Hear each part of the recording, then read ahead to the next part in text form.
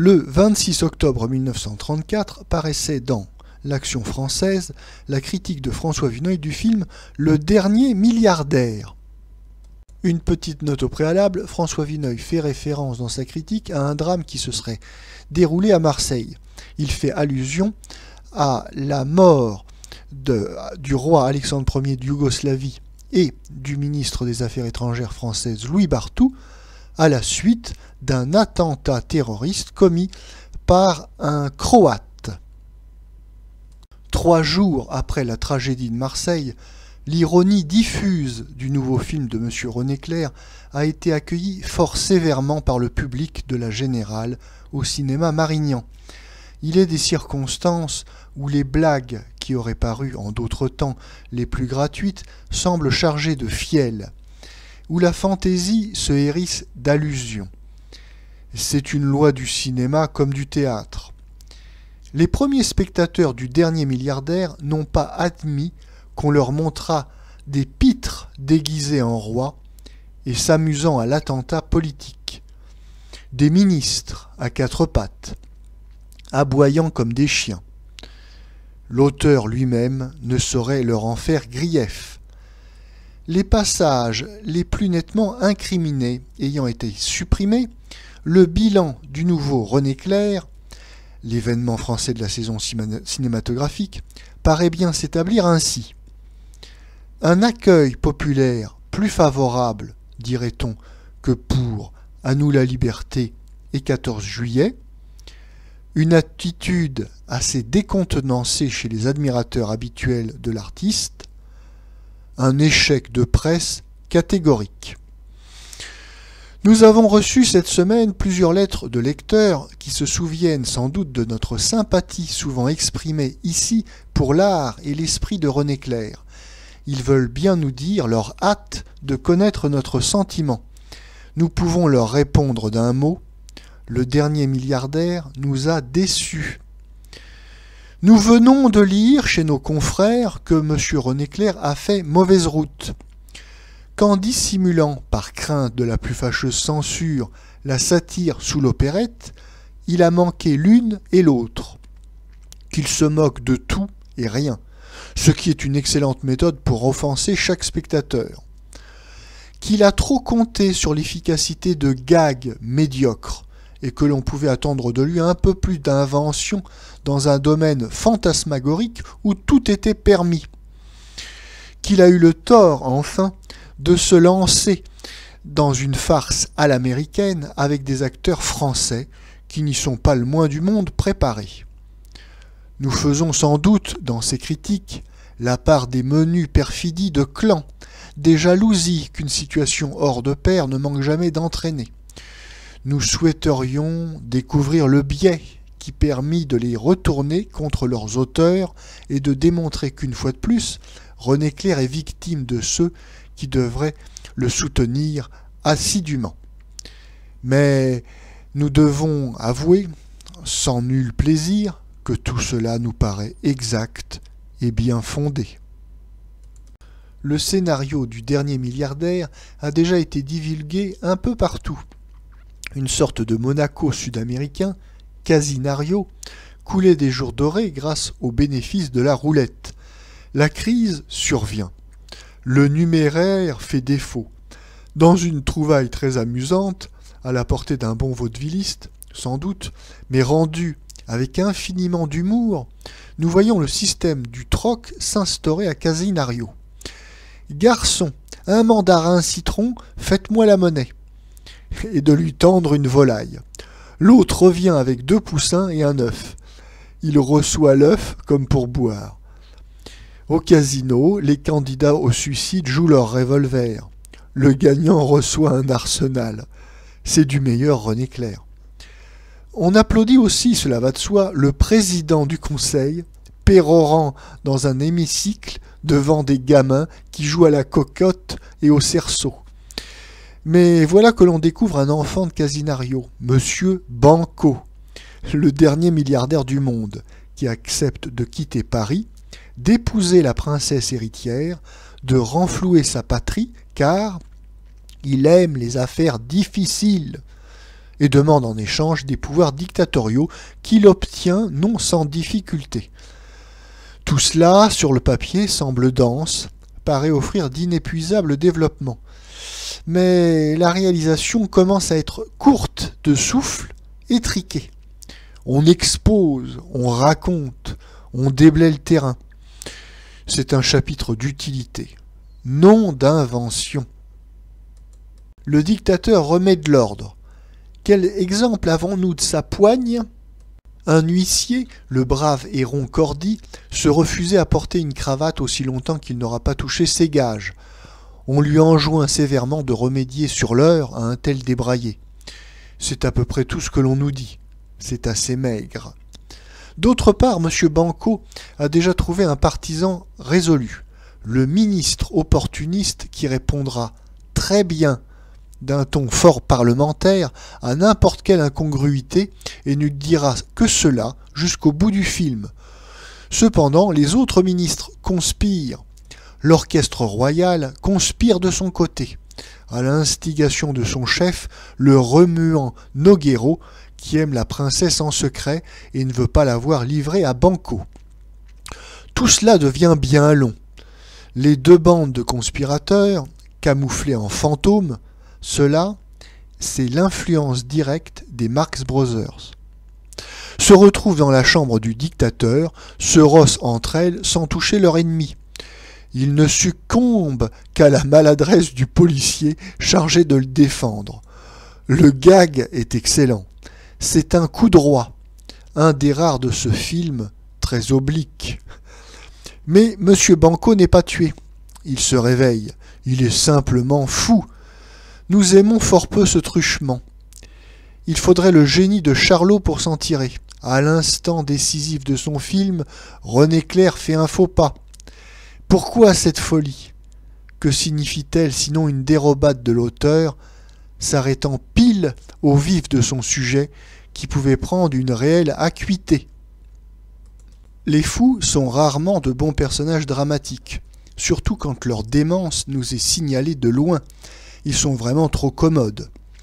La commodité et l'art n'ont jamais fait très bon ménage.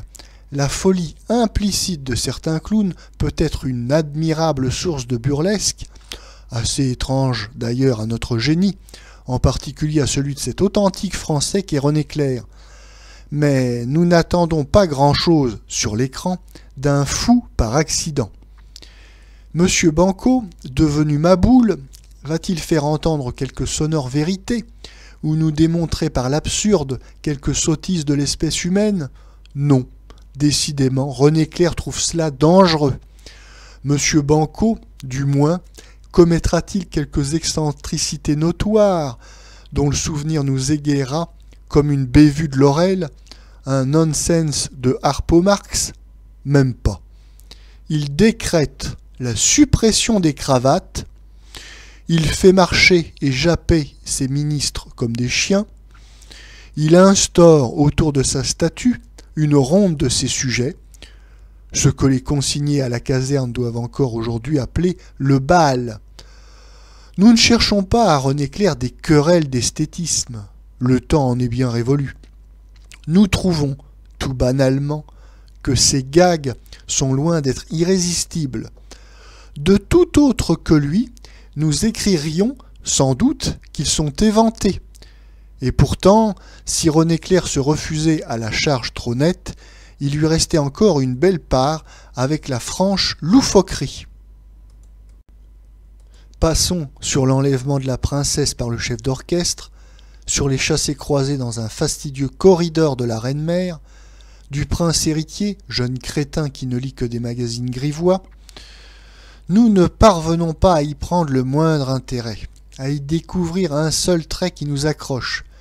C'est toujours du déblayage et en pleine action d'un film. Par contre, un ton de froide raillerie perce, d'autant plus grinçant que les fantoches mis en scène sont plus inoffensifs. La reine-mère persuade son déplorable rejeton que le meurtre de Banco est devenu une nécessité d'État. L'escogriffe s'arme d'un antique mousquet, tire. Encore une fois, M. Banco n'est pas mort, Mais il n'est plus fou. Les cravates reparaissent. Les ministres marchent d'aplomb. La princesse, cependant, est disparue. La reine-mère se sacrifie. Elle épousera le richissime Banquo. Ici se place un épisode merveilleux. Le dictateur téléphone à la banque qu'il dirige pour qu'on lui envoie quelques centaines de millions. Il fait jour sous les tropiques, noir à Paris. Monsieur Banquo ne trouve au bout du fil qu'un vieux veilleur de nuit. Le veilleur ne sait que répondre. « Ah, je ne sais pas, monsieur, adressez-vous à la police. » Banquo frémit. Il a sauté. C'est un scandale financier.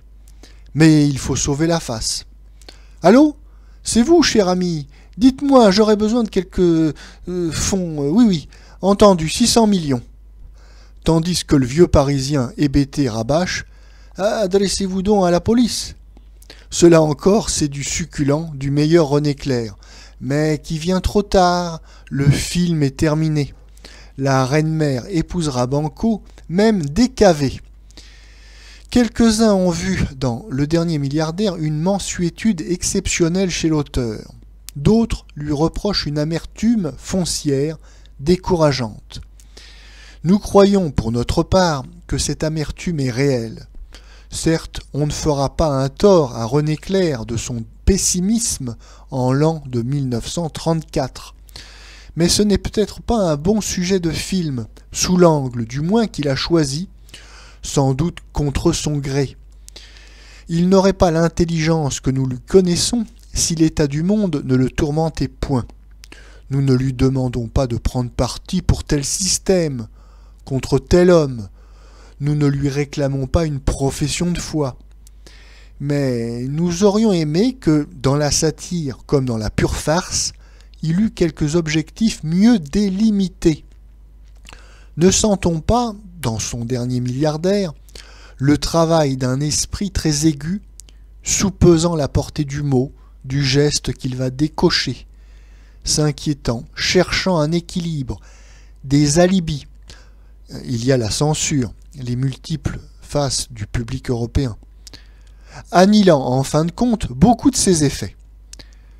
Le scepticisme, la prudence, le dégoût, l'ironie se combattent et se neutralisent souvent tout au long de son scénario.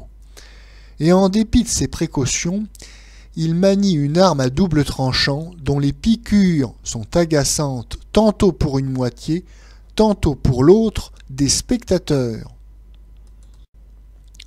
À un certain point de l'autocritique, le meilleur esprit finit par être saisi de vertige. C'est ainsi que René Clair a dû s'abuser sur la vis comica de plusieurs épisodes de son film. Ou bien il les exploite délibérément, avec une rigueur de mathématicien. Les mêmes situations reparaissent mais renversées. La tête de massacre abattue reprend automatiquement sa position première. Le jeu pourrait être amusant, mais encore faudrait-il un peu de chair sur ces pantins. Ils sont inhumains. C'est un guignol abstrait. Il est naturel qu'en des circonstances aussi ambiguës, le technicien, un virtuose pourtant, est bronché. Il y a, pour la seule facture, entre Le Dernier Milliardaire et la ravissante horlogerie du million, une marge considérable, d'autant plus visible aujourd'hui que les Américains nous ont accoutumés à de nombreux films, souvent insignifiants, mais qui vont grand train sur le velours. À la poursuite de Banquo, René Clair s'élance sur un chemin plein d'embûches, de bosses, de trous.